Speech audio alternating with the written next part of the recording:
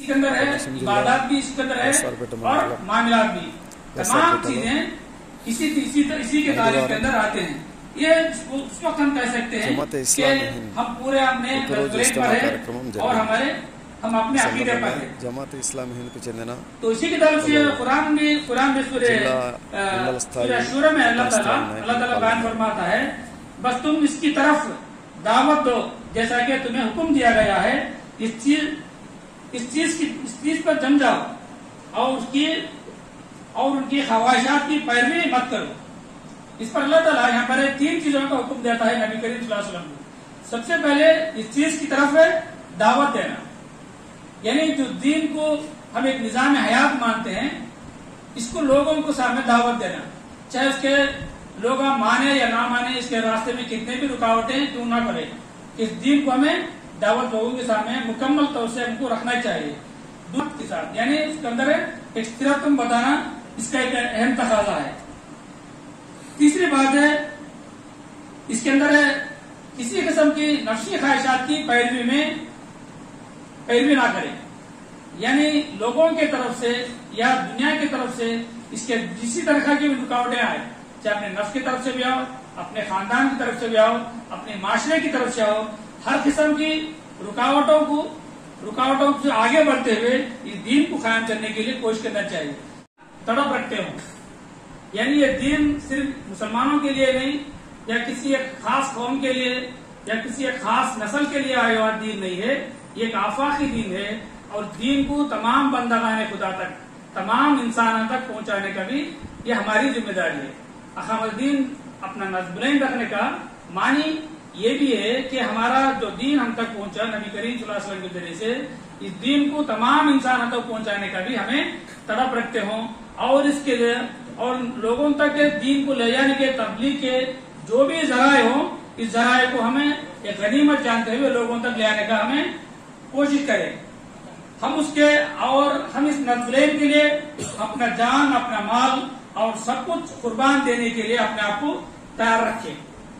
यानी अहमदीन को अपना मेरा नज़्ब रखने का मानी ये है कि मेरी जान, मेरे माल, मेरे सलाहियतें सब कुछ इसको निफाज करने, इसको कायम करने के लिए इसके जिद्दोजहद में लगाए और अपने दीन का जिद्दोजहद रखा और अहमदीन का नज़्ब रखने का मानी इसी तरीके से जिस तरीके से नमाज हमारे ऊपर फर्ज है, रोजा हमारे ऊपर फर्ज है, ज़कात हम फर्ज समझते हैं, इस तरीके से फर्ज हम अपने आप पर फर्ज समझते हैं, इसी तरीके से अहमदीन के लिए जिद्दोजहद करना भी एक फर्ज नहीं बल्कि एक फर्ज आइन है।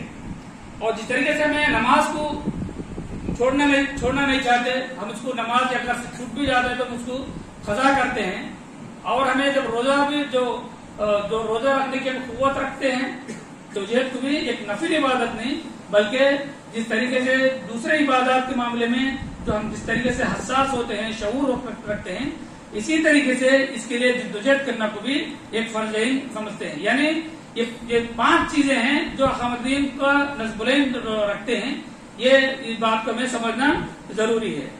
तो जब हमें हमारे घर के अंदर भी जरूरत पहुंचती, उसी तरीके से एक मुआशरे में अगर गलती है तो वो गलती को दुरुस्त करने की एक जमायत की जरूरत होती है। जमायत का काम यह होता है कि उस मुआशरे में, उस समाज में, उस अहबाब में जो गलती हो उसे दुरुस्त करने की कोशिश जरूर करना चाहिए। करने का सीखने को तरबियत कहते हैं। अब यहाँ पर आज हम जमायत इस्लामी की एक रोजा जो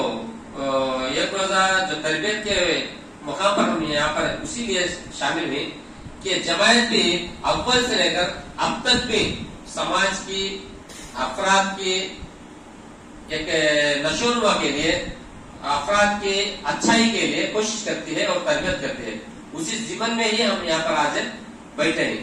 इसका मकसद है हमें अपने मकाम से छोड़कर इस मुकाम पर आने का मकसद है हम कुछ हासिल करें, हमारी तरफ से दूसरों को कुछ देते चले। चाहिए कि कुरान क्या कहता है और हुजूर पाक सल्लल्लाहु अलैहि वसल्लम हमें किस रास्ते पर जिंदगी गुजारने की हिदायत की गई है, इस पर हम चलें तो हमारा नफ्स पाकीज़ा हो जाता है। कि एक चीज को पाक करना, तस्किया पाक करना اور اس میں بڑھوتری کرنا. تزکیہ وہ ہے ایک چیز کو صاف کرنا، پاک کرنا، اچھا کرنا، اور اس کے ساتھ ساتھ اس سے ایک ترقی کو نشوونما دینا. وہ چیز ہوتی ہے تزکیہ.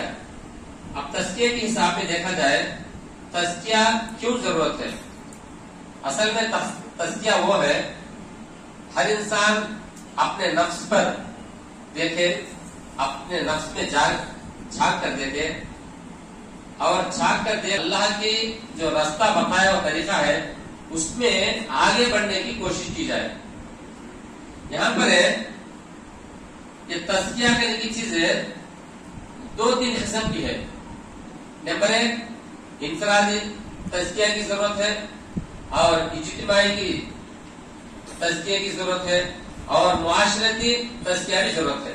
انسانی نقطۂ نظر سے دیکھا جائے تو ہر انسان میں نقوص ضرور پائے جاتے ہیں.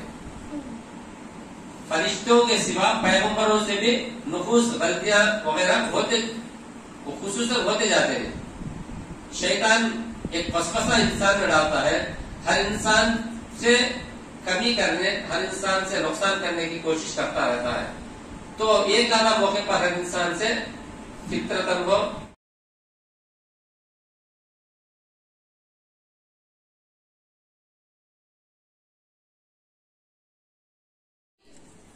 نماز میں اللہ تعالیٰ کے قرب حاصل کرنے کا کوئی اندیشہ نہیں ہے، لہٰذا ہماری نماز کیا ہے، اللہ تعالیٰ ہمارے منہ پر دے مارے گا. لہٰذا اپنی نمازوں میں اللہ تعالیٰ کی یاد کو بسائیے. اور دوسری چیز آگے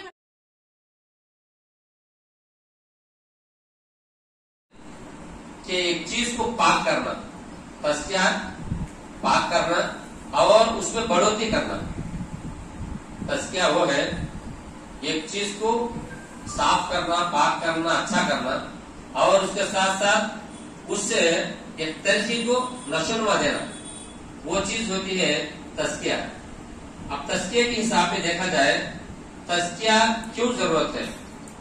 اصل میں تزکیہ وہ ہے ہر انسان اپنے نفس پر دیکھے، اپنے نفس میں جھانک کر دیکھے اور جھانک کر دیکھ اللہ کی جو راستہ بتایا ہوا طریقہ ہے اس میں آگے بڑھنے کی کوشش کی جائے. یہاں پر ہے یہ تزکیہ کرنے کی چیزیں 2-3 قسم کی ہے. نمبر 1 انفرادی تزکیہ کی ضرورت ہے اور اجتماعی کی تزکیہ کی ضرورت ہے اور معاشرتی تزکیہ کی ضرورت ہے.